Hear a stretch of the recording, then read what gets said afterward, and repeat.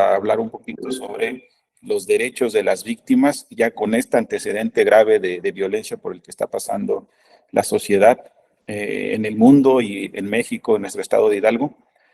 Y por último, cerrar con lo que son medidas de protección, que también ya están previstas en la ley y que también es importante actualizarnos en esos temas. Sin embargo, la plática que yo voy a tener con ustedes, y les invito a que también se sumen a participar, a hacer algún comentario, lo voy a abordar desde un enfoque criminológico y victimológico, ¿de acuerdo? Entonces, en un minuto, proyecto la presentación para continuar. Bien. Bien, vamos a empezar.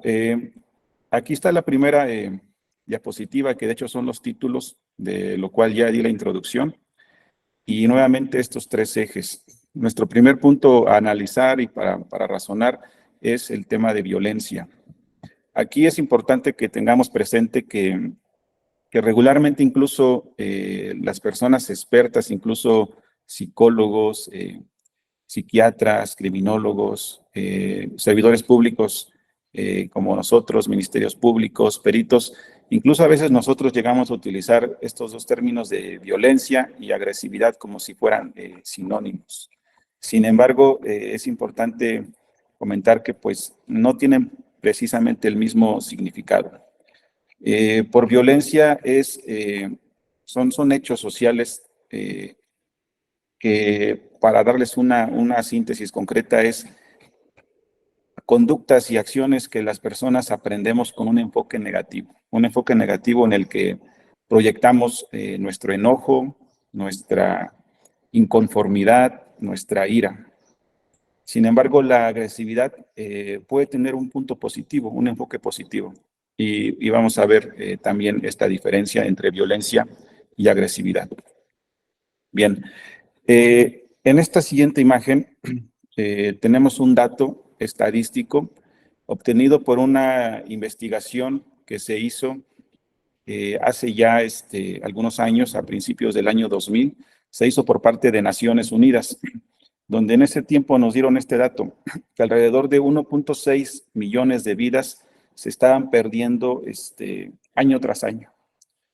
Y se detecta esto, que la violencia es esa constante que está presente en la vida casi de todas las personas en el mundo y nos afecta a todos, algunos de una forma más directa, a otros de otra forma quizá más leve, pero finalmente nos afecta.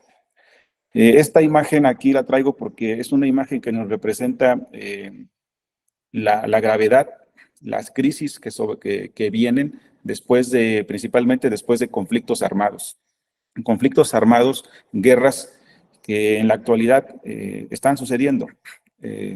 Para hacer el ejemplo más claro, la guerra de Rusia y Ucrania está dejando pues bastante violencia, está dejando a familias sin hogar, está dejando a niños, niñas sin padres, personas que digamos que fueron desplazadas, fueron forzadas a desplazarse a otros países, a refugiarse, soldados que a lo mejor están quedando pues ya lesionados de gravedad, quizá algunos les han amputado alguna extremidad.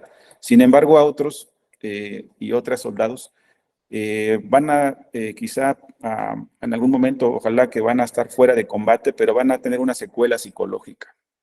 Entonces, ese es un punto de los más importantes para tener presente, que los conflictos armados, quizá una guerra se termine en un tiempo en específico. Sin embargo, las secuelas violentas que deja y que van a perdurar en la sociedad, lo pueden hacer por décadas.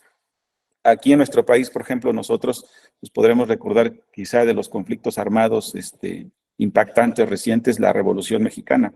Sin embargo, yo conozco algunos familiares que incluso todavía, hablando de bisabuelos, tienen datos y tienen recuerdos críticos, tienen traumas derivados de eso, ¿no? Personas que vieron cómo a lo mejor asesinaron a un miembro de su familia. Entonces, esto pareciera que la Revolución Mexicana se quedó hace ya muchos años atrás, hace generaciones. Sin embargo, estas secuelas, estas creencias incluso de cómo resolver las cosas, que por medio de la fuerza física en muchos casos lo era así, aún siguen teniendo este efecto negativo en la vida común de todas las personas en su gran mayoría. Eh, Ahorita en nuestro país, pues corremos quizá con la suerte de que no tenemos una guerra, una guerra civil, no estamos envueltos en un problema así. Sin embargo, la violencia está en nuestras calles, ¿no? Desde los asaltos, desde las ejecuciones por parte de, o entre los miembros, o por parte de miembros de la delincuencia organizada.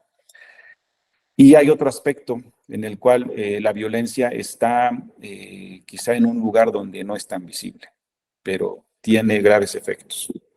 Con esta imagen les quiero demostrar que quizás si pensamos en esa violencia que está en las calles, en los estados con más índice de mortalidad, de homicidios, quizá las personas podemos pensar y recurrir a refugiarnos en nuestros hogares, ¿no?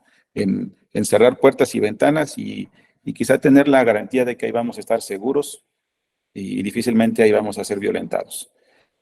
Pero, sin embargo, esto no es así. No es así para todas las personas. Quizá para muchas sí, y gracias a Dios ahí encuentran un lugar seguro para mantenerse a salvo. Para otras no. Para otros, aunque se cierren puertas y ventanas, detrás de esas paredes, pasando esas cortinas, hay eventos violentos que a veces no imaginamos. No imaginamos porque digamos que lo que las personas manifestamos en sociedad, en público, pues a veces es una apariencia, ¿no? De relaciones sanas, cordiales. Sin embargo, en un lugar íntimo como lo es un hogar, es posible que la violencia ahí sea extrema y que vaya escalando y que vaya en aumento. Este es un aspecto del cual en nuestra sesión de hoy nos vamos a enfocar más. No sé si las personas de aquí concuerden en que este sea un tema importante que debamos analizar, porque en muchas ocasiones se tiende a pensar que pues la violencia familiar es parte de la vida, ¿no? Que darle enseñanza a los hijos, a los niños, por medio de un acto como sería una nalgada, un jalón de orejas, es algo normal, ¿no? O que el hombre pueda de alguna forma tratar de imponer su forma de pensar, su forma de creer por medio de la violencia. Incluso no nada más la violencia física, sino también la violencia psicológica. Entonces, quizá para muchas personas puede estar normalizado.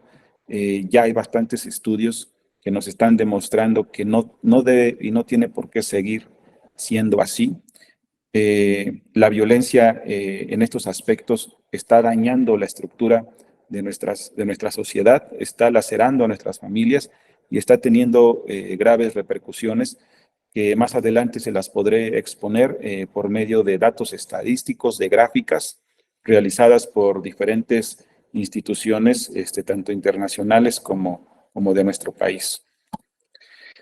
Con ello, pasamos al siguiente punto donde es importante que ustedes se hagan esta pregunta a sí mismos y traten de resolver esta cuestión. ¿Las personas somos violentas por naturaleza? ¿La violencia es parte de nuestra personalidad, parte de nuestra biología, parte de nuestra mente? Háganse esta pregunta y yo les puedo compartir lo que hemos encontrado en las investigaciones más recientes.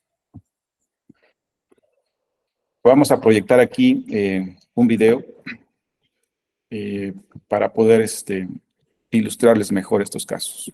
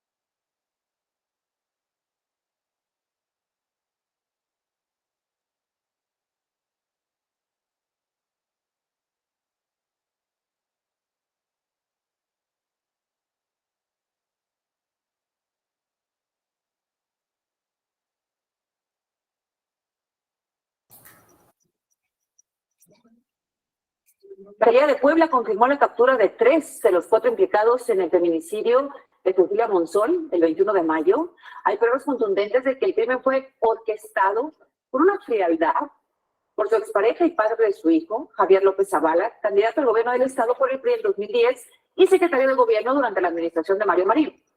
Javier López llamó a su sobrino, esto fue en abril, a ella la mataron en mayo. Javier López llamó a su sobrino Yair, le dio un arma y una moto. Él le llamó a un sicario identificado como Silvestre, quien disparó contra Cecilia. Es el único que hasta el momento continúa prófugo. Batalla legal que terminó en el feminicidio de la activista y abogada Cecilia Monzón comenzó en 2019 cuando se separó de Javier López Zavala, expriista, exsecretario de Gobierno de Puebla y candidato a la gubernatura en 2010, con quien tuvo un hijo. Aunque ella ganó la demanda de pensión alimenticia, él se negó a pagar, por lo que en 2021 comenzó a exhibirlo en redes sociales. Cecilia no mencionaba el nombre de Javier, pero sí compartía que el padre de su hijo había promovido un amparo para pagar solamente el 10% de lo fijado. Este señor, a pesar de que fue secretario de Gobernación, de que fue diputado federal, de que fue diputado local, de que tiene negocios hasta con Juan Pitas y el señor de las papas, puso todos sus bienes a nombre de sus papás. Javier no soportó que lo pusieran en evidencia, por lo que en abril comenzó a orquestar el feminicidio de la madre de su hijo. Contactó a 2 sicarios, su sobrino Yair, quien llegó desde Chiapas y le entregó una motocicleta, casco, un arma 9 milímetros y cartuchos útiles. Yair a su vez contactó a Silvestre de Veracruz. Él se hospedó en un hotel en la capital poblana. Fue este quien se encargó de analizar por semanas los movimientos de Cecilia. El 20 de mayo, Cecilia compartió en Twitter que había acudido a la fiscalía a preguntar por qué no habían judicializado su carpeta. Fue su última publicación al respecto. Pues la mañana del sábado 21 de mayo, cuando regresaba del gimnasio a su casa, Yair y Silvestre la siguieron sobre anillo periférico ecológico. Le dieron alcance cuando se incorporó a Camino Real a Momoxpan. Silvestre, quien iba atrás, le disparó en al menos 6 ocasiones. Cecilia murió prácticamente al instante. Tras cometer el crimen, se trasladaron a una vivienda en la colonia Universidades. Ahí abordaron y escaparon a sus estados en una camioneta propiedad del cuarto imputado, Santiago Bárcena, quien fue secretario particular de Javier López Zavala de 2008 a 2010, cuando éste ocupó el cargo de secretario de Desarrollo Social en el Estado. Tras el análisis de cientos de videos de seguridad, el viernes Yair fue detenido en Chiapas y confesó todo. Su tío Javier y Santiago fueron arrestados el lunes. El único que falta por capturar es Silvestre, quien le disparó a Cecilia. El gobernador Miguel Barbosa se dijo sorprendido de los hechos y exigió la pena máxima para los feminicidas. Llegaremos hasta donde tengamos que llegar, pero es un absurdo, es un litigio hacia arriba y siempre es así para las mujeres, que aquí la clienta no va a firmar cualquier pendejada y va a llegar hasta donde tenga que llegar. Para su cena a las 10, Andrés Espinosa.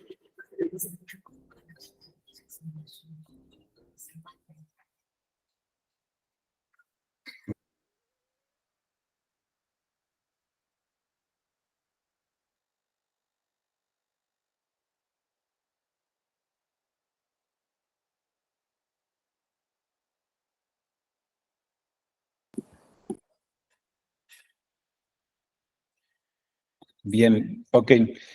Este video pues no tiene la finalidad de divulgar la violencia hacia las personas en un sentido negativo, al contrario, tiene la finalidad de hacernos analizar los casos reales por los cuales todos los días en noticieros se difunden y los podemos ver. Los datos estadísticos más recientes, por ejemplo, del Secretariado Ejecutivo de Seguridad Pública muestran que alrededor de 9, 10 mujeres son asesinadas todos los días, esto a nivel país, a nivel México. Todos los días mueren esa cantidad de mujeres y con una alta hipótesis en el sentido de que fallecieron, se les privó de la vida por razones de género, lo que nos llevaría a estudiar o investigar posibles feminicidios. Entonces, si se dan cuenta, por ejemplo, en este video, vemos que quizá un problema, digamos que inicial, era la violencia a nivel familiar, porque aquí, por ejemplo, en este caso, podemos analizar que que la víctima y el agresor fueron esposos, estuvieron casados, incluso aquí escuchamos que tuvieron una hija.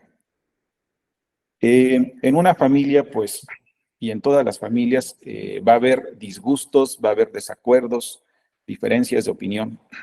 Sin embargo, la falta de educación que tiene nuestra sociedad en el cómo gestionar este tipo de emociones, lamentablemente nos lleva a que a veces por algo tan insignificante como puede ser un disgusto en el hogar, las relaciones familiares se vayan deteriorando y vayan escalando, ¿no?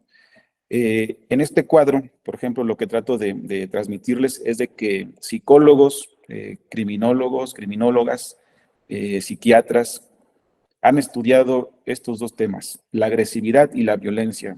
¿Son lo mismo? No. Ellos en sus publicaciones, en sus obras, han llegado a la conclusión de que no.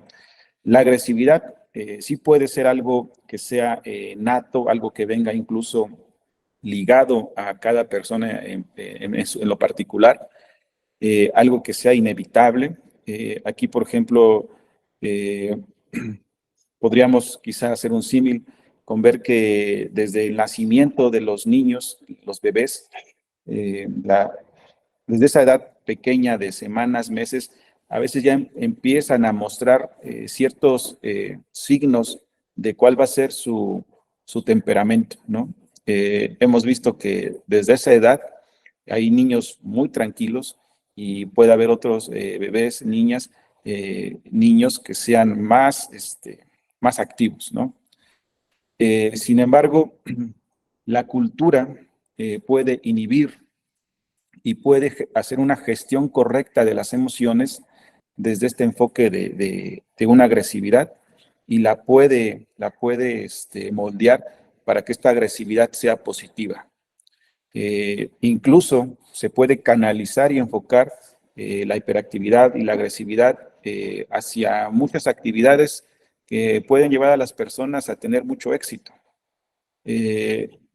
Para hacer otro razonamiento, otra reflexión muy clara, ustedes yo creo que han visto en noticias o en internet, en las redes sociales, la gran cantidad de disgustos que se han dado y se han suscitado en las calles, en los bulevares de las ciudades, donde a veces únicamente porque una persona no le cede el paso a otro automovilista o porque en medio del tráfico una persona estalla e insulta por medio de palabras obscenas a otra, hay personas que se llegan a descender de sus vehículos y ahí se da una riña, ¿me explico?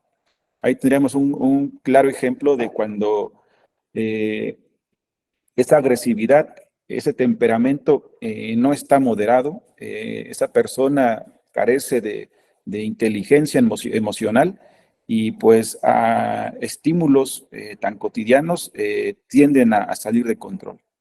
Ese tipo de casos son los que nos lleva a la violencia. Cuando las personas permitimos que nos dominen nuestras emociones, nuestro temperamento, pues nos lleva ya a círculos, a ciclos de violencia, donde este temperamento incontrolable no nada más va a estar presente en una calle con un desconocido, sino que también puede estar presente en medio de nuestras relaciones familiares, amistades, compañeros, relaciones laborales. Entonces, estos estudios que han hecho psicólogas, psiquiatras, criminólogos, nos tienen que dejar ese aprendizaje como servidores públicos, que son dos cuestiones diferentes. La agresividad es parte del ser humano. Si la canalizamos y le damos un enfoque positivo, nos puede ser muy útil, nos puede llevar al éxito. Otro ejemplo que les puedo citar es que, por ejemplo, personas que tienen bastante energía, que incluso tienen el gusto por deportes de contacto físico, son exitosas. Nuestro país tiene esas medallas ahorita, por ejemplo, en un arte marcial, el taekwondo. Ahí podríamos ver un enfoque claro, ¿no? De lo que podría ser esa energía bien canalizada. Y sin embargo, si nos damos al enfoque negativo, pues podríamos verlo completamente al revés, ¿no? Personas que por mínimos estímulos de provocación se se muestran y son totalmente agresivos en un punto negativo. Para esto, nuevamente les voy a proyectar otro video con el cual ustedes van a poder analizar cómo en el primer caso donde se gestó conductas violentas a nivel familiar, después, incluso después de un divorcio, llevaron al trágico hecho de que fue el asesinato de una mujer, esposa del agresor, porque no bastó que se separaran, no bastó, continuó el ciclo de violencia y culminó en lo más grave, que ya no tiene remedio, que es la muerte de una persona. En este otro caso, ustedes van a poder analizar cómo en un nivel incluso más temprano, que es en la adolescencia, una joven, dos jóvenes entran en una riña.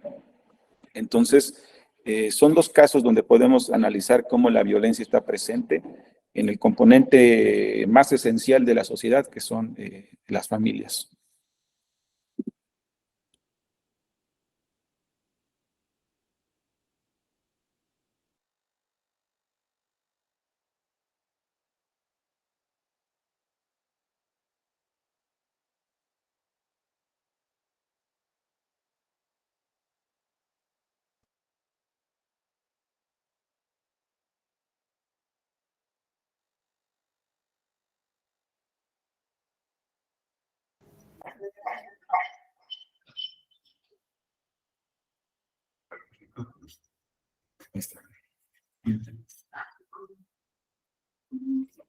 Menos la muerte de Norma Lisbeth, una joven de la secundaria oficial 518, anexa a la normal, ubicada en Teotihuacán, en el Estado de México, quien falleció tras ser golpeada en la cabeza con una piedra por otra estudiante. Familiares y amigos piden justicia, por lo pronto la directora del plantel fue destituida. No te va a poner mis papás a bailar, no, ya viene para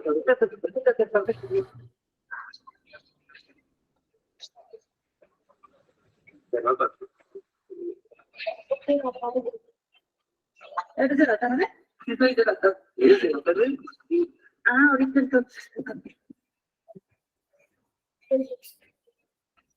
20 días después de haber sido agredida, Norma Lisbeth, de 14 años, murió a consecuencia de múltiples lesiones provocadas por los golpes que le dio una de sus compañeras que la acosaba. Este jueves, amigos, familiares y vecinos del adolescente marcharon en la comunidad de San Juan Evangelista en Teotihuacán, Estado de México, para exigir justicia por su muerte.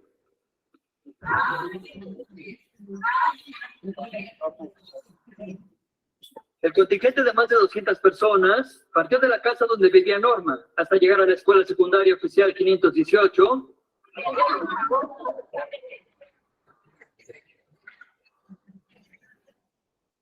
Tras una reunión entre padres de familia y autoridades de la escuela, se acordó destituir a la directora del plantel, Elizabeth Hernández, ya que se limitó únicamente a suspender un mes a las involucradas, restando la importancia a las agresiones constantes que sufría Norma.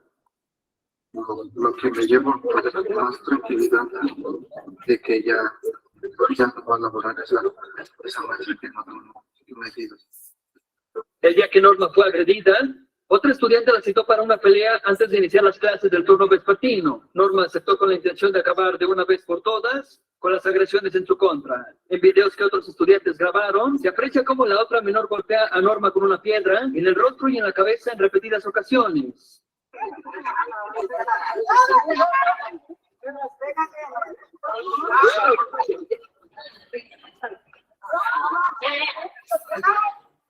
Según el acta de defunción, Norma murió por traumatismo cráneoencefálico. También sufrió una fractura en la nariz, tuvo náuseas y desmayos, hasta que ya no despertó. Ella solamente se quejó 3 veces, se me volteó de lado, intenté voltear, la pegué a mí, como ella cerró sus ojos, pero yo pensé que se me desmayó. La investigación está a cargo de la Fiscalía del Estado de México. No he tomado agua, no he comido, mi hija, el dolor que yo siento, mi alma está destrozada. Lo único lo que yo quiero es justicia. Azucena a las 10.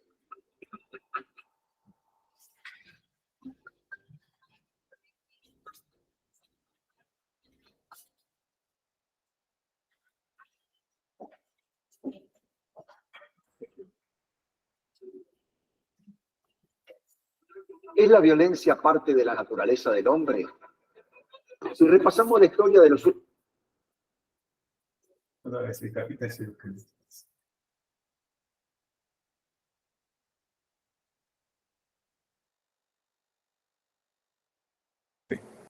Gracias. Bien, este otro video, pues, nuevamente trae bastante contenido violento y el fin es analizar cómo la violencia, aquí la vemos, por ejemplo, en una etapa mucho más temprana en las personas, que es la adolescencia. Estas dos alumnas, por los datos periodísticos, podemos saber que pertenecían a una escuela secundaria. Incluso lo podemos ver porque portaban el uniforme. Pero nos deja ver un aspecto muy importante con el cual pues ya no podemos negar que incluso los demás compañeros y compañeras que estaban ahí presentes, pues hacían esta especie como de semicírculo, donde a lo mejor lejos de decirles a estas dos chicas que tuvieran un alto a esta riña, pues había esta idea de alentarlas, ¿no? De motivarlas a que continuaran con esta riña. Eso nos deja ver cómo pues no es un problema en particular de dos chicas, de dos familias. Es una situación que a nivel social, a nivel comunidad, se motiva. Hay mucho contenido actualmente, por ejemplo, en estas plataformas de videos, donde pues hay casos tan críticos donde incluso están presentes a veces los padres de familia, adultos de la comunidad, casos más críticos donde hay adultos de las instituciones educativas y también los motivan. ¿Me explico? También les dicen, golpéala, dale, no te dejes, ¿me explico? Entonces, esto ya es un extremo que estamos viendo continuamente. Ahora cualquiera tiene un teléfono, ahora cualquier cosa se puede grabar y subir y hacerse viral. Entonces, a veces yo creo que sonaba a juego, ¿no? A diversión, ver a dos personas, a dos niños, a dos adolescentes pelearse. No todo es así. Hay bastantes casos donde las lesiones ya tienen un efecto negativo de por vida. Hay casos donde ya se llegan a privar de la vida entre niños, entre adolescentes. Y lejos de que sea un juego, esto está creando una especie incluso a veces hasta de que las infancias, los adolescentes normalicen esto y lo vean como algo bueno, algo que les puede dejar reputación, que les puede dejar que nadie se meta con ellos. Sin embargo, también refleja que si los niños, las niñas, los adolescentes llegan a exteriorizar estas conductas de riña, es porque ven que los adultos así resuelven las cosas. ¿Así las resuelven dónde? Pues quizá en las relaciones familiares, ¿no? Quizá en el seno de sus padres, a lo mejor en su vecindario, en su colonia. Esto es lo que a las autoridades y a nosotros como servidores públicos nos tiene que ocupar, nos tiene que hacer reflexionar y ver si estos altos índices de violencia familiar que ocupan el primer lugar, por ejemplo, en nuestro estado, en el estado de Hidalgo, las carpetas que más se inician día a día en un gran número y porcentaje son por casos de violencia familiar. Nos tiene que hacer reflexionar qué estamos haciendo mal. Entonces, desde este punto y desde este enfoque, digamos que psicológico, que es sobre el estudio de la agresividad y la violencia, tenemos que tomar eso. La agresividad se puede enfocar hacia un resultado positivo. La violencia tendría que ser el último recurso de la incompetencia, ¿me explico? Ahora, la violencia se aprende, pues con los videos que ahorita ya vimos y con estas reflexiones que estamos haciendo, tendríamos que llegar a la conclusión de que sí, la violencia se aprende y se impulsa cuando, les digo, no gestionamos nuestras emociones, nos dejamos dominar por el temperamento, pero peor que eso, cuando los adultos creemos que eso es, digamos que la solución, creemos que así es como se resuelve la vida, creemos que es normal,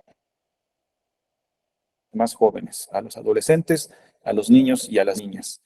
De lo contrario, lo positivo que podríamos hacer es tomar educación sobre gestión de emociones, educarnos sobre el alto a la no reacción, que sería la no reacción violenta, y formar un carácter sólido, capaz incluso de evitar peleas, evitar riñas, evitar situaciones violentas que no nos llevarían a nada positivo. Claro que se aprende la violencia y de hecho los adultos tenemos gran culpa en ello. Sin embargo, hay un componente que sería la agresión, que sí también es biológica, es innata. Esta agresión que no se ha estudiado, digamos que hasta los recientes años, nos han dejado ver otro aspecto, que los psicólogos, criminólogos, psiquiatras han estudiado la violencia, por ejemplo, desde las personas adolescentes hacia arriba, ¿no? Adultos mayores.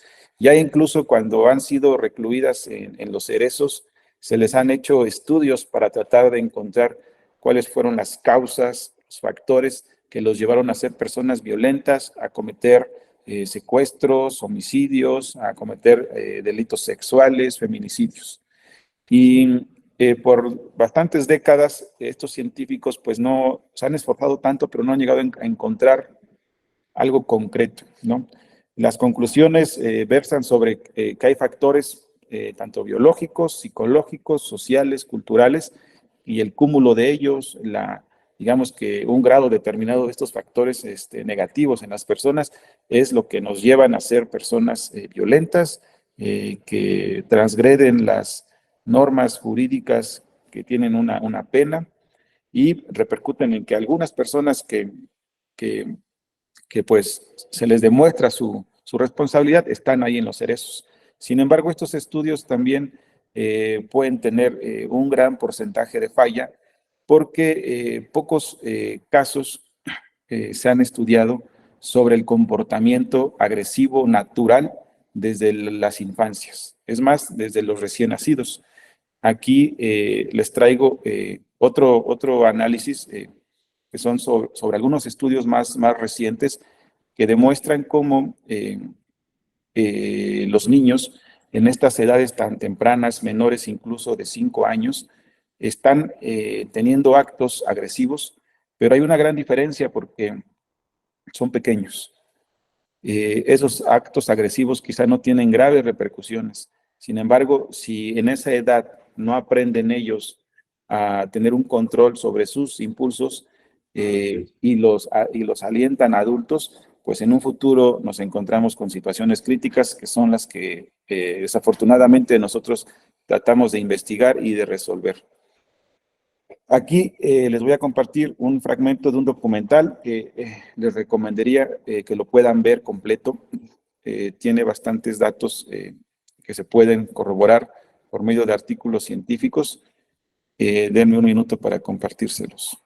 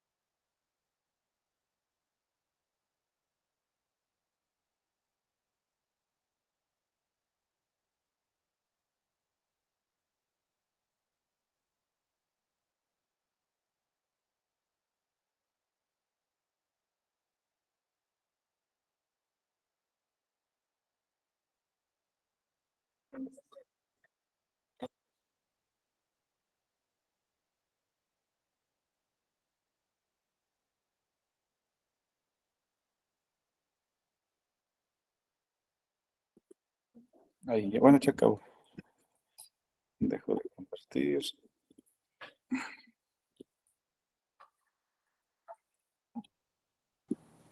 Bien, este video pues nos muestra esa parte que de hecho escapa de mucha bibliografía de psicología, de criminología.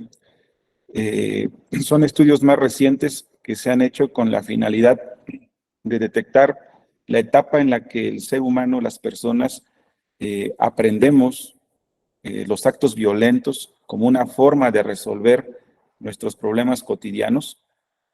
Y cuando así lo creemos, así nos desenvolvemos, así crecemos en la sociedad. Nuevamente les repito, bueno, denme un segundo para compartir la presentación.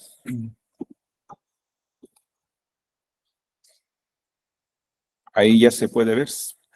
Les repito, este tipo de acciones tenemos que darnos cuenta y visualizarlas que están presentes desde la unidad de la sociedad que son las familias.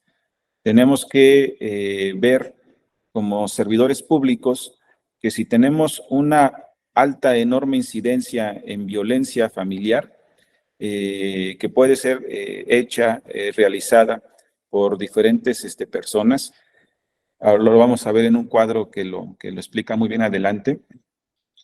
Es porque es un problema a nivel estructural, a nivel cultural, a nivel social, donde todos participamos y finalmente las nuevas generaciones, los nuevos pequeñitos de 5 años que en unos años van a ser adultos, si no ponemos un alto, si no somos capaces de ver que de ahí viene un gran problema, va a seguir sucediendo. Y lo más grave es de que nuestra sociedad, nuestro índice de población está creciendo. Lo más grave es que también hoy en día pues tenemos medios de comunicación masivos que si esto muestran y si esto enseñan, la problemática puede ser peor en unos años. Como servidores públicos tenemos esa responsabilidad de estudiar estos casos, de analizarlos, de darnos cuenta cómo podemos participar positivamente. Para ello, les comparto, por ejemplo, este esquema realizado por estos científicos, Brom y Herbert, donde vemos que la violencia de la familia, pues, se puede dar por diferentes actores. A lo mejor la que ocupa de entrada como que el primer lugar o lo que se ve más en sociedad sería la que se da entre pareja, ¿no? Generalmente entre hombre y mujer.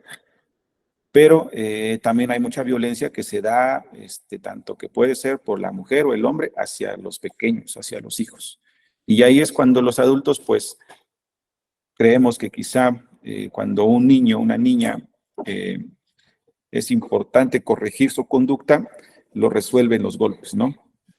Cuando esto se vuelve cotidiano, parte del día al día, es donde pues ya tenemos casos tan graves como, por ejemplo, los más críticos, que es, por ejemplo, el síndrome del niño maltratado, ¿no?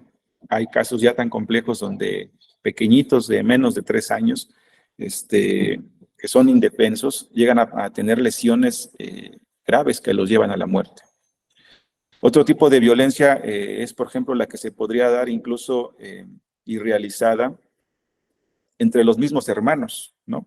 Entre los mismos hermanos puede estarse gestando lo que en las aulas, lo que en las escuelas ya se conoce como el bullying escolar, ¿no? La violencia a veces se da del que tiene más fuerza, del que tiene más poder sobre la persona que quizá es más pequeña, que tiene menos fuerza. Sin embargo, se aprende y esta persona que a lo mejor en casa es la más pequeña y que no puede defenderse quizá de sus hermanos, de sus primos, quizá en un aula sí encuentra a alguien más pequeño que él, más débil que él, donde él puede, digamos que, desahogar esa ira que guarda y donde él puede ahora sentirse con poder. Entonces, analicemos que un elemento importante donde podríamos quitarle esa alta incidencia en la violencia sería aquí, desde un enfoque en la familia. ¿Hay más tipos de violencia? Sí, claro. La violencia, por ejemplo, contra las personas mayores. En muchas familias de nuestra sociedad mexicana, es común a veces que los abuelos en algún momento vivan ahora con los nietos, convivan con los nietos, con sus hijos, y incluso a veces si estos abuelos cuando fueron adultos eran violentos, pues a veces llega a permanecer todavía ese odio, ese rencor, esa incapacidad de olvidar, de perdonar, y ahora esta violencia se regresa, ¿no? Si ellos fueron violentadores a veces de adultos, es posible que a veces sus hijos ahora los violenten, ¿no? A veces incluso no necesariamente con violencia física, ¿no? Pero la falta de atención, la falta de muestras positivas de relaciones afectivas nos lleva a ello. Luego entonces, así tenemos que la violencia para estudiarla y relacionada ya a nuestro tema central que hoy nos vamos a enfocar, que sería en la violencia de género, nos tiene que dejar este punto de inicio. Un elemento importante y fundamental para que como servidores públicos actuemos de manera positiva sería enfocarnos en la familia y tener muy presente las dimensiones de la violencia de género. Porque desde este punto, lamentablemente, los hombres parece que tenemos una venda en los ojos, unos tapones en los oídos, donde desde nuestra formación familiar, cultural, digamos que nos sumergimos en este sentido que conocemos ahora, que sería la tradicional formación del patriarcado, ¿no? Donde los hombres, al ver que en todas nuestras generaciones hacia el pasado y en el presente se rigen porque el hombre domina en una familia, consideramos y pensamos y creemos que las cosas son así y que así siempre han funcionado y que es la forma en la que van a continuar funcionando y que es lo más correcto. En esta imagen, pues, se trata de representar eso, como tradicionalmente y por muchas generaciones, en muchos países, los hombres, cabeza de familia, impedimos que a lo mejor la pareja, la mujer se exprese. Nos cuesta mucho aceptar sus opiniones, nos cuesta mucho darles ese sentido positivo y aceptarlas, lo mismo que incluso va pasando después ya con la descendencia, ¿no? Cuando crecen los niños, las niñas, los hijos, los varones aprenden esto culturalmente aceptado del patriarcado y ya empiezan a ejercerlo así desde esa temprana edad.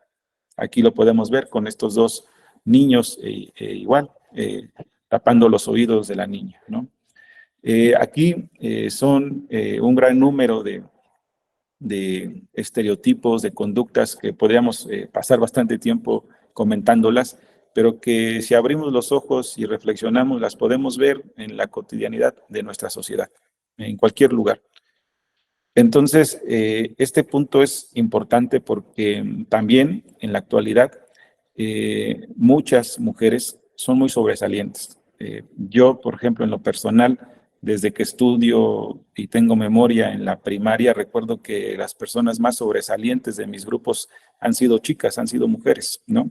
Quizá con los mejores promedios, después algunas de ellas con mucho éxito en carreras muy de auge en nuestra sociedad. Ahora actualmente tengo compañeras, amigas con muy buenos empleos, algunas con empresas.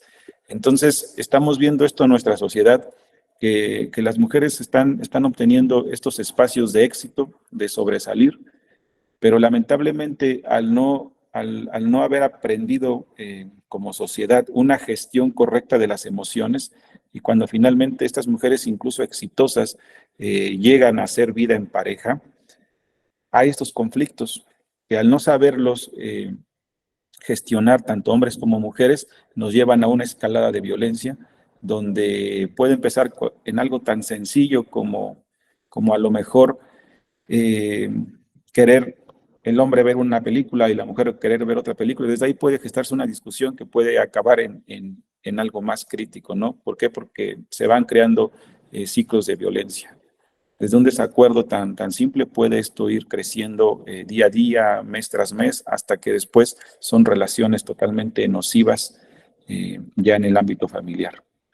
Entonces, este análisis de la violencia familiar en las dimensiones de género nos tiene que llevar a esto, ¿no?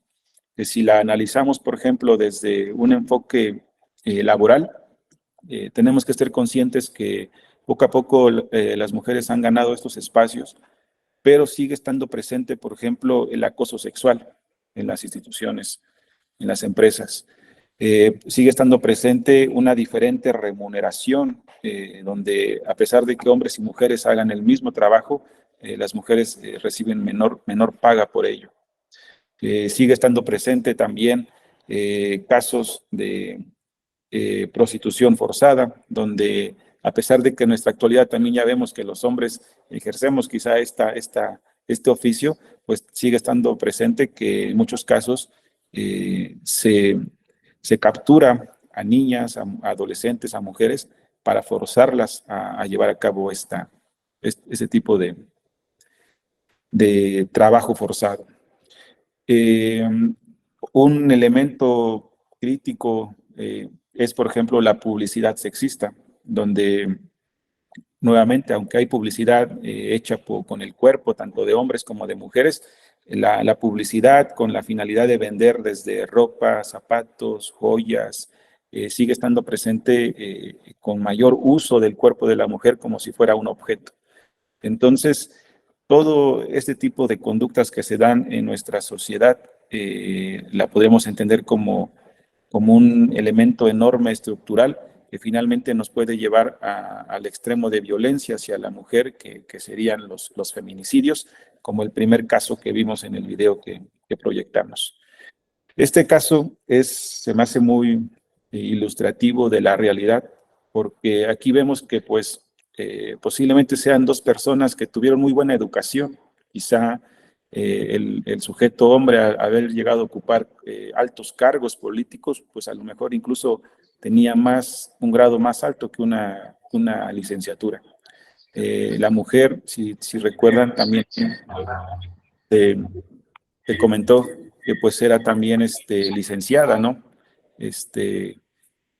Tenía una preparación. Sin embargo, incluso a veces la educación, digamos que normal, a la que todos aspiramos tener, no basta para poder romper estos ciclos de violencia y poner un alto a las relaciones violentas. Entonces, es importante que ahora veamos que ya no nada más en temas de violencia se está preocupando las secretarías de seguridad pública, tampoco ya deja de ser una tarea nada más de las fiscalías o de las procuradurías de justicia hoy en día los estudios a nivel mundial ya están también aplicándose, por ejemplo, en organizaciones como esta, que es la Organización Panamericana de la Salud, donde pues se concluyó ya que la violencia es un problema de salud pública en gran parte del mundo. Estos estudios ustedes los pueden consultar en sus páginas de internet, los pueden descargar. Yo aquí le traigo algunos datos de los más elementales, como por ejemplo el concepto de violencia que emana de la Organización Mundial de la Salud, donde pues nos dicen esto que es elemental. La violencia es el uso deliberado de la fuerza física, el poder, ya sea en un grado de amenaza, aquí podríamos ver que quizás un tipo de violencia que sería la psicológica, o contra uno mismo incluso. Aquí podríamos analizar o reflexionar sobre también la alta incidencia en suicidios que hay, y que esta causa o tenga muchas probabilidades de causar lesiones, muerte, trastornos en el desarrollo o privaciones. Entonces, de hecho aquí este concepto nos deja ver otro dato crítico, que es la violencia autoinfligida. Desde nuestra perspectiva, quizá como ministerios públicos, peritos, policías, analistas, que somos los que principalmente trabajamos aquí, asesores, a lo mejor tengo la idea de que pues cuando las investigaciones nos llevan a corroborar la hipótesis de que esta persona se quitó la vida, se disparó, se tomó unas pastillas, pues nos convencemos de que pues es un hecho que no requiere nuestra participación porque no hay delito que perseguir. Sin embargo, si vemos todo este antecedente del que ya hemos estado platicando, debemos ser de una mente muy abierta para darnos cuenta que posiblemente esta persona que se llegó a suicidar, a lo mejor si era un adolescente, un niño, lo hizo. ¿Por qué? Porque ya no aguantaba todos estos días de sufrir bullying escolar, o ya no soportaba más todos estos días de quizás ser víctima de violencia sexual, a lo mejor de un familiar. Y tenemos que darnos cuenta que el suicidio no nada más es una decisión a nivel personal, porque sea una mente débil, porque sea una persona que no le encuentra solución a sus problemas. No, tenemos que darnos cuenta que el suicidio puede ser también la repercusión de la violencia a nivel estructural, a nivel social. Entonces, esta clasificación, que es muy buena, igual les invito a que la descarguen. Está como un estudio hecho por Naciones Unidas. Nos muestra todos estos datos y también nos da, por ejemplo, este enfoque, de un modelo para analizar la violencia que se llama el modelo ecológico, donde se analiza la violencia desde estos 4 enfoques, que es el individual, el de las relaciones, el de la comunidad y el de la sociedad. Que creo que con las proyecciones de los casos reales que hemos visto, queda mejor comprendida, mejor ilustrada, y que la podemos ver desafortunadamente pues en todos lados, ¿no? Ahora, todos estos datos de extrema violencia, de altos índices de violencia, nos llevan al segundo eje, que es el análisis y el estudio de las víctimas. Si vemos que es demasiada la violencia que hay en nuestra sociedad, por ende tendremos que aceptar que estos actos de violencia se multiplican por 3, por 10, por muchos números más en el número total de víctimas que tenemos en nuestro país. Tan es así que hace 10 años, en el 2013, se publicó y ya está vigente una ley, la Ley General de Víctimas. Tan es así que, por ejemplo, si hablamos de la violencia de género, pues tenemos una ley que promueve la igualdad entre hombres y mujeres. Tenemos una ley, otra ley, que trata sobre erradicar la violencia de género, ¿no? Y diversos tratados internacionales que también coadyuvan, se esfuerzan porque seamos conscientes en ver este tipo de violencia y de disminuirla. Para ello, se han hecho y se han tomado estos títulos de víctimas, se han hecho estos conceptos de víctima, pero también desde un enfoque teórico, un enfoque científico, debemos darnos cuenta que también los estudios iniciales de victimología no eran los más acertados, no eran de lo más correcto que había. E incluso esos conceptos, esas teorías que había en el pasado, en las mentes de algunos servidores públicos siguen prevaleciendo. ¿Por qué? Porque es lo que estudiamos. En mi caso personal, yo estudié la licenciatura en criminología y criminalística en el año 2007, y a esa época, prácticamente en todas las cátedras de criminología en el país, todavía se enseñaban algunas tipologías de víctima que ya fueron superadas, que incluso yo considero que ya no tendríamos que dejar de enseñarlas en las aulas como lo correcto, sino quizá platicar de ellas como una teoría equivocada, ¿no? Estas tipologías, por ejemplo, de víctima incitadora o víctima más culpable que el agresor, víctima provocadora. ¿Me explico por qué? Porque ahí se le ponía un contenido muy pesado en el enfoque de que las propias víctimas tenían la responsabilidad o la culpa de sus lamentables casos. Y esto es porque incluso a nivel, digamos que, o desde un enfoque histórico, el término en latín de víctima era usado para describir el sacrificio de humanos, de animales, desde épocas muy prehistóricas, ¿no? Se dice que pues el hecho de que a una persona la eligieran como víctima era algo que les tenía por qué hacer feliz, o que era un reconocimiento pues muy particular, ¿no? Sin embargo, pues yo en lo personal dudo de eso, ¿no? Y que otro dato que tenemos de de la prehistoria es de que incluso en esos tiempos las mujeres eran el sacrificio preferido por los dioses o las diosas. Supuestamente tenía este sentido positivo porque había un consentimiento de la persona incluso para ofrecerse a ser sacrificada, ¿no?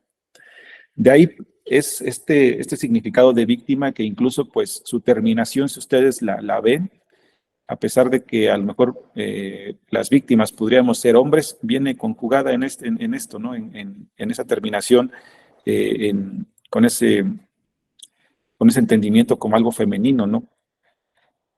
Hoy en día, pues, la ley de la cual yo les comentaba, pues, prevé que víctimas puedan ser cualquier tipo de personas, ¿no? Mujeres, hombres, niños, niñas, adultos. Sin embargo, pues, tenemos que tener presente que mientras siga ocurriendo bastantes hechos de violencia, nuestro índice y porcentaje de víctimas va a crecer tanto. Para ello, les voy a mostrar también algunos datos sobre la victimología, con la finalidad de que quien se interese y quiera aprender más, pues pueda buscar esta información y encontrar el enfoque más acertado. No tiene mucho, de hecho. La victimología, digamos que tuvo su boom o su época de auge, de inicio, después de la Segunda Guerra Mundial, porque precisamente ahí se vio una macro victimización global. Se vieron casos tan críticos como, por ejemplo, pues todas estas cientos y miles de personas que fueron privadas de la vida en condiciones inhumanas, fueron los campos de concentración, este desplazamiento forzado, estas ideas de eliminar a toda la sociedad que conformaba, por ejemplo, los judíos. Se vio una inmensa actividad de violencia que para muchos científicos fue importante empezar a analizar, estudiar. Entonces, por ejemplo, de aquí surge uno de los que se les puede considerar quizá uno de los padres de la victimología.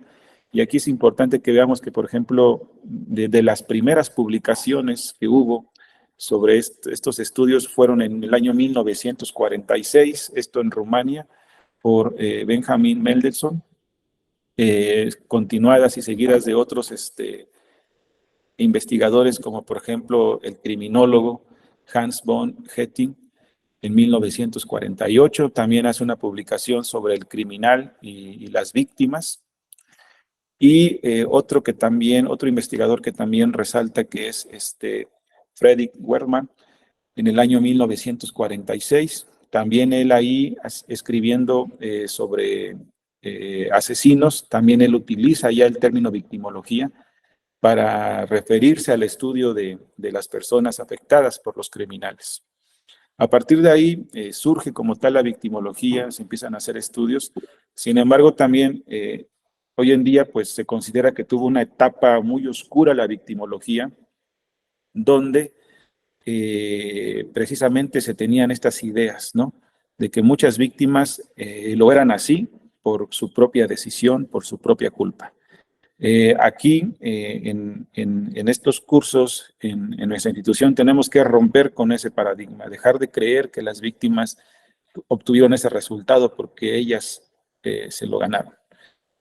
Les leo, por ejemplo, este título nada más para que quede más claro y rompamos con ese paradigma, ¿no? Aquellos primeros victimólogos decían: las personas atraen al criminal como el cordero atrae al lobo, ¿no? Incluso uno de los padres considerados de la victimología describió que era un anhelo o un deseo por la herida, ¿no?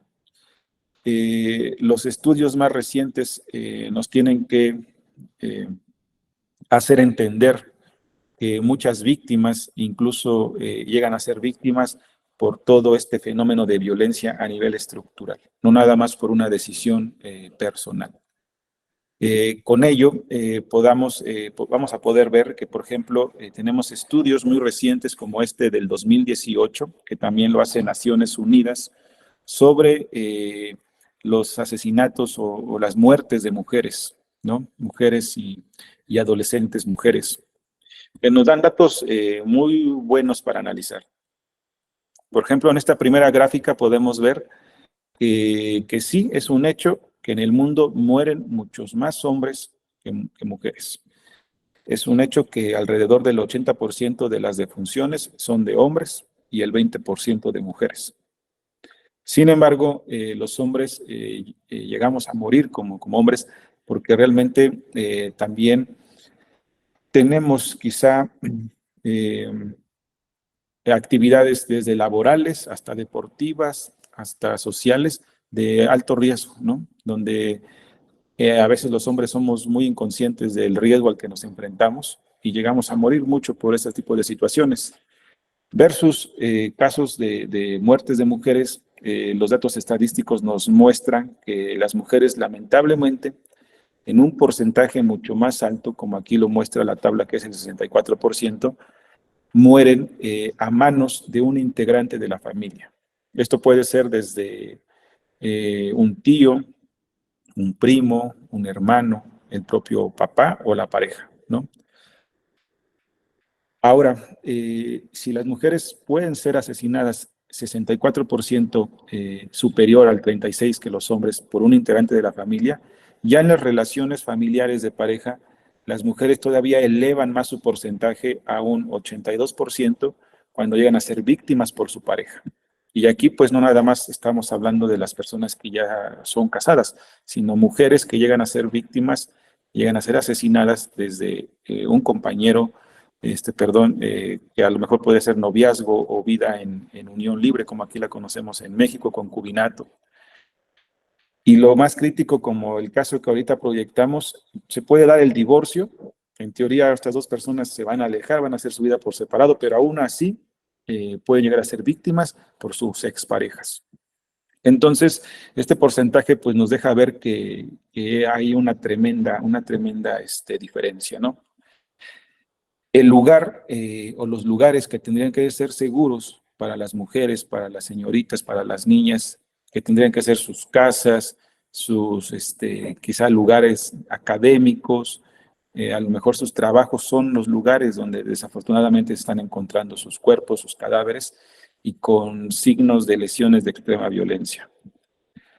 Ahora, estas otras gráficas, por ejemplo, nos dejan ver que no es un problema únicamente de México. Aquí, por ejemplo, la segunda franja nos deja ver que si en México, que pertenecemos al continente americano, ocupamos el 35% de homicidios por homicidios, o como aquí lo tenemos legislados, feminicidios, vemos que en el resto de los continentes, pues, están ocupando prácticamente el mismo porcentaje, en algunos es superior, y quizá, por ejemplo, en Europa es ligeramente menor, pero es un problema de salud a nivel mundial que está presente en muchas sociedades. Otros datos estadísticos, por ejemplo, ya aquí de nuestros estudios enfocados a nuestro país, nos dejan ver datos similares. Por ejemplo, esta encuesta que se llama ENDIRE, es una encuesta que se hace sobre estadística y geografía, el INEGI, pero enfocada a las relaciones que se dan en el seno de los hogares. Esta encuesta, que igual es reciente, por ejemplo, nos muestran estos datos, ¿no? Nos muestran cómo para el año 2016 tenemos, por ejemplo, aquí los porcentajes en color morado. Para el año 2021, cuando se mostraron los resultados de estas investigaciones, tenemos la información y nos deja ver cómo ha habido un aumento. Si analizamos los porcentajes de cada una de las tablas que nos simbolizan, por ejemplo, violencia psicológica, física, sexual, económica, podemos ver cómo hubo un aumento del año 2016 al 2021. Entonces, el aumento en el total lo tenemos aquí expresado, ¿no? Para el año 2016 teníamos un 66.1% de prevalencia de la violencia en todas sus tipologías. Para el año 2021 ya tenemos un 70%. Entonces, es evidente que lo que estamos haciendo no está siendo suficiente como Estado, como servidores públicos. Es evidente que necesitamos tomar más acciones, porque si analizamos, por ejemplo, estas otras gráficas, podemos ver que el rango de edad donde las mujeres suelen ser más víctimas de violencia, ya sea psicológica, sexual o física, es precisamente entre los 45 a 54 años, seguida del rango de edad entre los 35 y 44 años. Es sencillo, por sentido común, asociar estos rangos de edad que corresponden a las etapas en las que las mujeres regularmente viven en pareja, ¿no? Incluso ya muchas de ellas quizá pues ya tienen hijos, otras quizá incluso ya si hablamos del rango de los 45 en adelante, algunas mujeres ya pueden estar en una etapa de jubilación, pero sigue prevaleciendo la violencia, se está acentuando en esto, ¿no? ¿Por qué? Porque lamentablemente pues en nuestra sociedad se carece de esta educación en gestión de las emociones, en una educación psicológica para gestionar las emociones. Esta otra tabla, que trata de representar la forma de nuestro país, de México, nos permite ver cuál es la prevalencia de la violencia por cada una de las entidades federativas de nuestro país. Aquí nos muestra de una manera muy clara que, por ejemplo, el Estado de México tiene el porcentaje más alto de prevalencia de violencia. Sin embargo, pues es triste ver que pues no porque ellos ocupen el más alto, los demás estamos lejos, ¿no? Si ustedes observan la simbología, podemos ver que todos los estados que tienen un tono morado más intenso están por encima del 71% en prevalencia de la violencia. Y el mayor número lo ocupan los estados que están entre el 67% y el 71%, que es un morado un poco más leve, pero son muy pocos los estados que están en gris. Y a pesar de que sean pocos, y si ponemos nuestra atención en el estado con menor prevalencia de la violencia, que sería Chiapas, pues vemos que es del 48.7%, que tampoco no es algo como para aplaudir, ¿no? Entonces, la estadística nos permite ver esto, nos permite cuantificar y revisar nuestra efectividad, nuestra eficacia como instituciones públicas, como Estado, y darnos cuenta de la gravedad de esto, ¿no? Que no es únicamente porque se manifestaron 100 o 5,000 mujeres aquí en el centro histórico o allá en el Zócalo, que las leyes no se hicieron para darles, para complacerlas por esas cuantas manifestaciones. Nos tenemos que dar cuenta que todas esas manifestaciones son el resultado, pues, de cientos de miles de casos no resueltos, de cientos de miles de casos de vidas que siguen en un continuum de violencia, y que si estas reformas, estas legislaciones nuevas que hay, obedecen a un problema social grave que a veces quizá no queremos ver. Para ello, pues ya también en estas leyes, como la Ley General de Víctimas, está impulsado, por ejemplo, la creación de bancos o registros nacionales de datos, donde ya las propias víctimas tienen el derecho y la oportunidad de meterse a Internet y de registrar los casos o las ocasiones en que han sido víctimas. Anteriormente, pues esto no era posible, no contábamos con estas plataformas, hoy en día ya las hay. Ahora, como servidores públicos tenemos que ser conscientes que quizá muchas mujeres no lo van a hacer porque se van a sentir quizá todavía más victimizadas al subir sus datos personales para que se puedan analizar estadísticamente.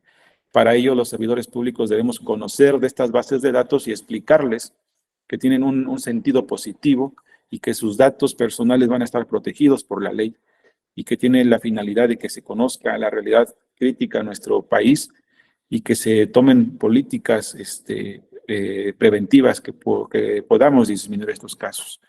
Este es el registro RENAVI, que entre muchos datos, por ejemplo, registra este tipo de casos que se muestran en esta gráfica. Sin embargo, no son los únicos. Por ejemplo, aquí platicaba con una directora que me decía que, por ejemplo, en Hidalgo se lleva a cabo este registro, que es el registro Benavín, donde se registra la información sobre casos de violencia contra mujeres. Hemos visto que casi en todos los estados del país, pues ya se motivó la creación, por ejemplo, de centros de justicia para mujeres, para que las personas que atiendan ahí a las mujeres cuenten con todo esta perspectiva de género, cuenten con la mejor capacitación en cuestión de tener sensibilización para atender a las víctimas, porque es muy cierto y es muy bien sabido por estudios estadísticos que en muchos casos mujeres que iban a denunciar violencia psicológica, pues no se les daba esa oportunidad de hacerlo y se regresaban y no se abría una carpeta de investigación.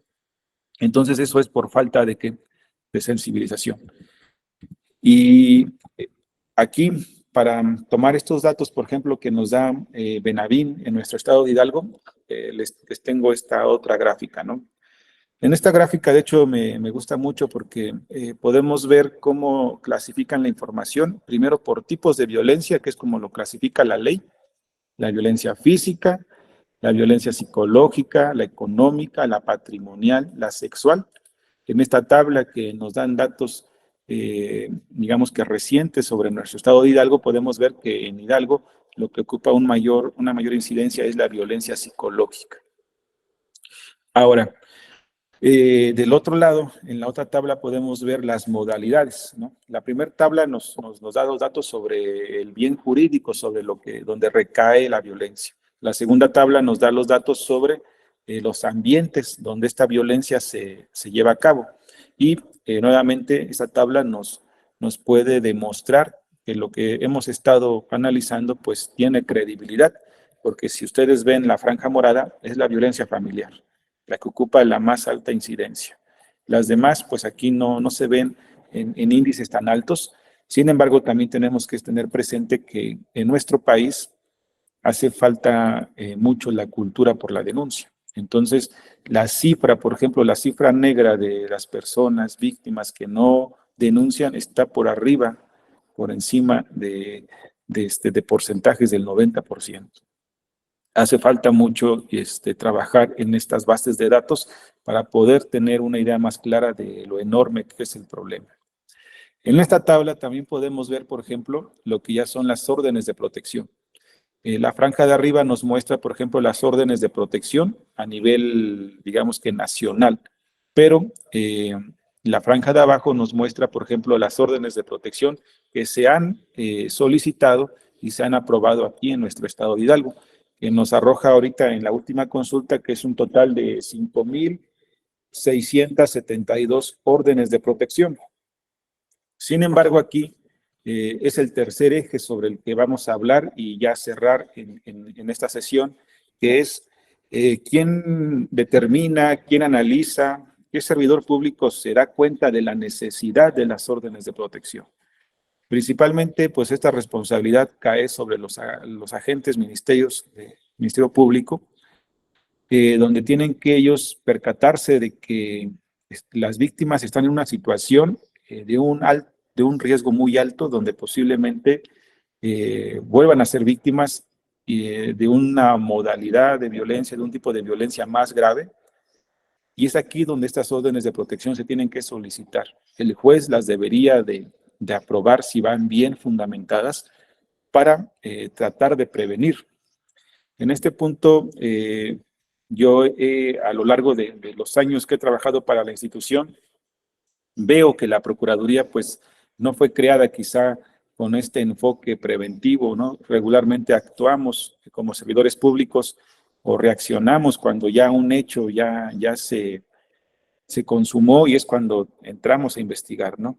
Sin embargo, pues estos altos índices de violencia familiar enfocada a la violencia de género nos dejan ver que ahora la Procuraduría también tenemos que intervenir en este sentido de prevención. Porque si ya vimos que una mujer inició siendo víctima a lo mejor de tipo económica, ¿por qué? Porque su esposo a lo mejor, a pesar de que ella tenía un sueldo, su esposo decidía cómo se controlaba, se gastaba ese sueldo. Después vimos que le impedía a lo mejor tener relaciones familiares, salir de visita con su familia. Tenemos que ir viendo cómo este continuum de violencia va elevándose. Entonces, si vemos después que ya llegó la víctima golpeada, tenemos que tener registros para ver y darnos cuenta que no es la primera vez. Y aquí incluso pueden participar más servidores públicos, los médicos forenses, las psicólogas, los psicólogos, incluso los peritos que salen a campo, se llegan a dar cuenta a veces cuando no es la primera vez que se atiende a esa persona, ¿no? Víctima. Para ello, es importante que veamos que esta ley, pues relativamente reciente, porque va cumpliendo 10 años, todavía es del desconocimiento quizá del común de la sociedad. Sin embargo, esta ley ya nos está ofreciendo medidas que seguramente van a tener una repercusión, espero yo que positiva, en beneficio de las víctimas. De entrada, el concepto que nos da esta ley sobre víctima abre bastante el abanico de posibilidades. Pues víctima ya no nada más se le considera así a la persona sobre la que recae la afectación de su bien jurídico tutelado, como podría ser la vida, ¿no? Cuando las personas fallecen, son asesinadas, ahora sus familiares pueden luchar y exigir sus derechos de su familiar que falleció. Estas personas son consideradas víctimas indirectas y la ley ya nos obliga a que también nosotros como servidores públicos conozcamos, seamos conscientes de estos datos y que les demos esa atención a las víctimas. Con ello, por ejemplo, aquí en esta lámina traigo una serie de, digamos que de frases que las saqué del artículo 7 en la Ley General de Víctimas, donde vienen un total de 40 que son derechos de las víctimas, ¿no? Muchas de aquí quizá ya las conocen, las han oído, las aplican en su labor, pero hay algunas que de hecho, pues, si las conocen, pues no son tan comúnmente vistas, ¿no? Como por ejemplo esta, de que sabemos que las víctimas pueden contar y tienen derecho a tener un asesor jurídico aparte de lo que sería el trabajo del Ministerio Público. Pero ahora, por ejemplo, la ley también ya prevé que en casos de graves violaciones a derechos humanos, como por ejemplo podrían ser aquí en nuestra institución, los casos de desaparición forzada, los casos de feminicidio, las víctimas pueden recurrir a que tengan recurrir a la investigación y el trabajo de peritos independientes. ¿Qué quiere decir esto? Que pues ya no se deben de conformar o no se van a poder conformar únicamente con los resultados de los peritos oficiales de nuestra institución. Ellos pueden recurrir a peritos que no tengan ningún vínculo con una institución gubernamental, que puedan ofrecerles un servicio forense quizá incluso hasta más imparcial, ¿no? Esa es una de las ventajas de las que, por ejemplo, ahora tienen las víctimas indirectas o directas, ¿no? En casos de graves violaciones a derechos humanos. El Estado también está obligado incluso a financiar, ¿no? A que pague el costo de estos peritajes independientes. Otro derecho que seguramente va a traer consigo muchas consecuencias es de que las víctimas indirectas se están cansando de esperar meses y años de que no se resuelven, no se esclarecen los casos. Ahora ya tienen el derecho de impugnar, digamos que todas estas acciones por parte de las autoridades y de incluso llegar a tramitar o a gestionar una reparación, una indemnización, un pago por la ineficacia en esclarecer los casos donde fueron víctimas. Entonces, esto lo tenemos que revisar, lo tenemos que conocer para que no nos sorprenda, ¿no? La cantidad que yo creo que va a venirse sobre quejas en derechos humanos, recomendaciones, sentencias por algún tipo de omisión que se pueda dar si desconocemos esto. Todas las autoridades de gobierno, desde el ámbito federal, estatal, municipal, estamos obligados a conocer esta ley como servidores públicos, a revisarlas para no incurrir en omisiones, ¿no? De ella no nos salvamos ni policías, primer respondiente, ni peritos, ni jueces, ni ministerios públicos, ¿no? Estamos obligados a conocerla y a tratar de así aplicarla. Ahora, esta ley que nos habla sobre ley de víctimas, también tienen apartados especiales donde nos dice que debe haber un enfoque diferencial y especializado cuando se atiende a los grupos más vulnerables de la población. Aquí, por grupos vulnerables, hay muchos. No nada más las mujeres ocupan un grupo vulnerable, también las personas con discapacidad, también las personas con algún tipo de adicción, también las personas mayores. Sin embargo, pues este esquema nos tendrá que dejar ver que en personas o en grupos vulnerables se puede dar algo todavía más crítico, que es cuando una persona pertenece a más de un grupo vulnerable. Ya sobre estos casos tenemos que estar conscientes de que estamos trabajando sobre un caso donde hay una interseccionalidad de grupos vulnerables, ¿no? Ahí nuestro trabajo debe ser todavía más especializado. Ahora, este siguiente esquema que aquí les traigo, que es la espiral de violencia, lo pongo aquí para que seamos conscientes y veamos cómo puede escalar la violencia, puede empezar desde un chantaje, desde celos, desde a lo mejor aplicar, como lo conocemos, la ley del hielo, no querer hablar, pero cada vez esta violencia va creciendo, se va acentuando y va tocando, digamos que partes más críticas, sensibles de las personas, hasta el extremo que sería la muerte. Lamentablemente aquí en las evaluaciones que les han hecho a las personas, a los servidores públicos que atendemos a estas víctimas, nos deja ver que muchas veces no somos capaces de entender cómo es que una persona víctima no puede salirse de este círculo, de este ciclo de violencia. Yo lo veo y lo analizo y creo que más que un círculo es como si fuera un remolino que tiene una fuerza en el núcleo que va jalando, que nos va llevando.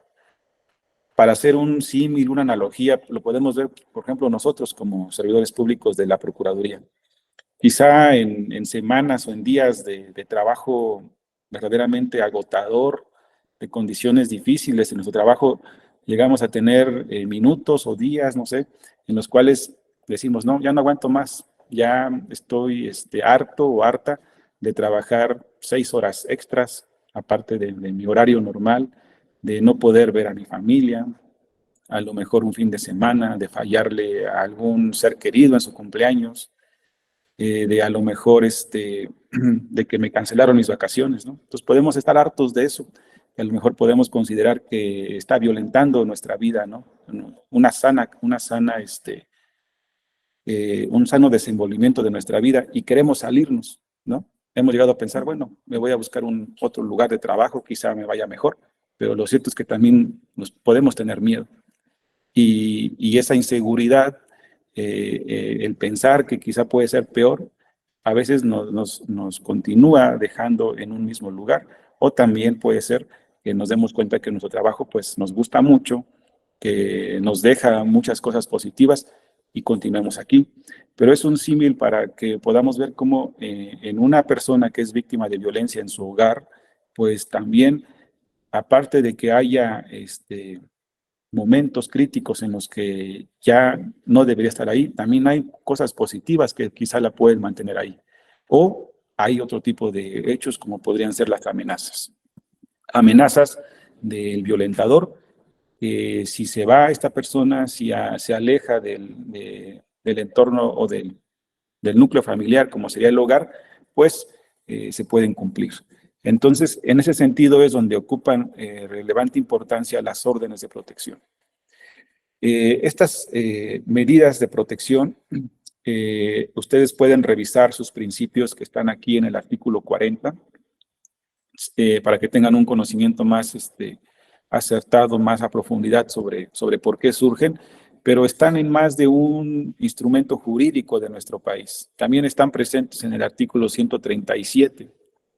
Ahí se despliega un listado de 10 órdenes de protección que pueden ir desde algo quizá básico hasta algo más crítico, ¿no? Por ejemplo, el primero aquí nos dice la prohibición de que el agresor se acerque o se comunique con la víctima. Esa quizás sería de las más básicas. Sin embargo, en casos ya donde el Ministerio Público se dé cuenta y se percate que el riesgo de peligro es mayor, se tendrán que ordenar órdenes de protección que tendrían que ser más efectivas. Aquí están 10, sin embargo, por ejemplo, si las analizamos con otro instrumento jurídico, que es la Ley General de Acceso de las Mujeres a una Vida Libre de Violencia, las podemos encontrar en el artículo 28.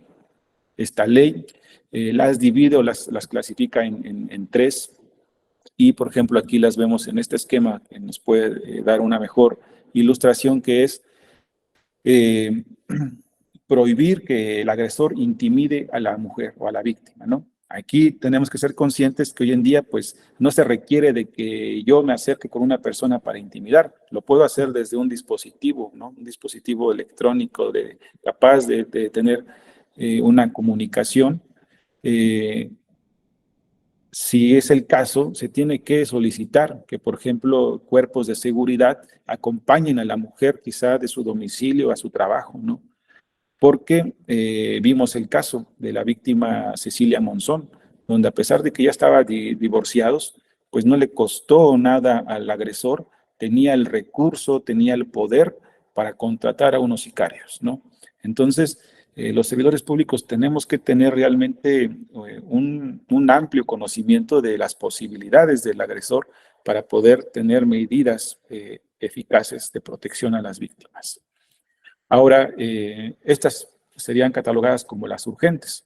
Entre ellas entran otras que podemos ver, como por ejemplo, cuando los agresores, principalmente hombres, dejan desamparada a la familia porque lamentablemente todos los bienes que podrían ser casas, casa, habitación, están a nombre del hombre o están a nombre de familiares del hombre, y cuando hay estos tipos de conflictos, a veces las víctimas tienen que llegar a tener asilo en un refugio para víctimas. Como órdenes preventivas, acá tenemos, por ejemplo, hacer un estudio de seguridad para saber si el hombre puede tener armas letales, ¿no? Armas como ya serían las armas de fuego. Ver si el hombre tiene en su poder, por ejemplo, documentos esenciales, como sería, no sé, el INE, podría ser un pasaporte, me explico, algún tipo de documento de un vehículo para que la víctima se pueda trasladar, para que pueda tener acceso a una independencia. Entonces, estos datos son difíciles a veces de conocer, pero es tarea de nosotros poderlos encontrar. Aquí, en esta ley, como les decía, están en estos artículos. Sin embargo, hay más fuentes de información con las cuales, como servidores públicos, podemos detectar cuando hay un alto grado de peligro. La doctora Yoset, que es residente, es del Departamento de Medicina en Costa Rica, redactó una lista de 19 indicadores que permiten detectar cuando una mujer está en peligro. Aquí, por ejemplo, de los más críticos sería, y los más reales y evidentes, cuando ya hubo un ataque previo de riesgo mortal. Aquí, por ejemplo, ahorita no les transmitimos ese caso, pero hay un caso sobre una víctima de nombre Abril Pérez, donde ella recibió un golpe con un bat y estuvo hospitalizada y su agresor fue investigado, estuvo un tiempo recluido, pero después se le liberó. Se le liberó y pasó un tiempo y nuevamente buscó la forma de causarle daño y la llegó a asesinar. Entonces, hubo un ataque real de riesgo mortal, pasó tiempo y lo cumplió. Otro, por ejemplo, serían las amenazas de muerte o amenazas e intentos de suicidio del propio agresor, como una especie de chantaje para que la víctima no lo deje, no se vaya. Cuando los agresores ya tienen antecedentes o han sido convictos, exconvictos. Aquí ya es algo incluso ya más crítico porque hay casos documentados incluso de violencia familiar o violencia de pareja donde el hombre ya fue recluido, ya está en el cerezo y aún así la mujer llega a ir incluso a llevar a cabo visitas hacia el hombre. Pero quizá un juicio muy crítico en un sentido negativo sería decir que pues la mujer no entiende, ¿no? Que sigue yéndolo a ver incluso cuando ya está recluido. Pero si vemos el antecedente que de por medio pueden estar hijos, pueden estar cuestiones económicas, de que a lo mejor los dos tenían la propiedad, no sé, de algún negocio, de alguna empresa, es donde tendríamos que ver que no todo es como lo primero que aparenta, ¿no? Aquí como punto número 5, el agresor tiene una acusación, una condena. Como punto número 7, la víctima considera que el agresor es capaz de matarla. Son cosas que tienen que ser tomadas en cuenta. El 10º, que haya habido o que hubo una agresión física o contra los hijos, nos tienen que dar datos de que hay un mayor riesgo. Acá en la siguiente tabla, por ejemplo, el 19, que es algo que se viene dando, es de que incluso el agresor ha llegado a matar a las mascotas que a veces son de la mujer, ¿no? Entonces aquí podemos ver cómo son indicadores de que hay un mayor riesgo y que corre la víctima. Otro punto que apenas se está empezando a desarrollar es, por ejemplo, esto se da en las unidades de análisis y contexto. Y estas unidades están conformadas por diferentes disciplinas, por diferentes enfoques, pero de uno de ellos, por ejemplo, es el análisis de riesgo y seguridad. Entonces aquí también se podría hacer algún tipo de estudio para tener y poder detectar cuando una víctima requiere una medida de protección. Algo quizá más conocido, más divulgado, por ejemplo, es el violentómetro, ¿no? Este esquema que viene también con una serie de representaciones de violencia que van escalando de menos a más. Entonces, como servidores públicos, pues yo les invito a ello, a que esta información que aquí se les presentó, que aquí compartimos, que recurran a ella, que la busquen, que la analicen, que busquen capacitación, para que podamos dar un mejor servicio a las víctimas. Y cierro con decirles que rompamos con ese paradigma de creer y de pensar que las víctimas son responsables y tienen la culpa de lo que les llega a suceder. Si hay alguna pregunta, algún comentario en el chat o alguien quiere abrir micrófono y manifestarlo, damos un minuto para esperar quién se anima. De lo contrario, pues estaríamos cerrando con este tema. Y gracias por su atención. Bueno, parece ser que no hay dudas, que nadie tiene preguntas. Les damos las gracias a todos por su asistencia a esta capacitación. Es muy importante para cumplir con estos objetivos que les habíamos comentado acerca de las recomendaciones que tenemos de la Comisión de Derechos Humanos del Estado de Hidalgo. Muchas gracias a todos por su presencia. Damos las gracias a la licenciada Catherine y al maestro Abraham por habernos compartido su experiencia y sus conocimientos. Pues esto sería todo. Les damos las gracias. Muy buenas tardes y que estén muy bien. Hasta luego.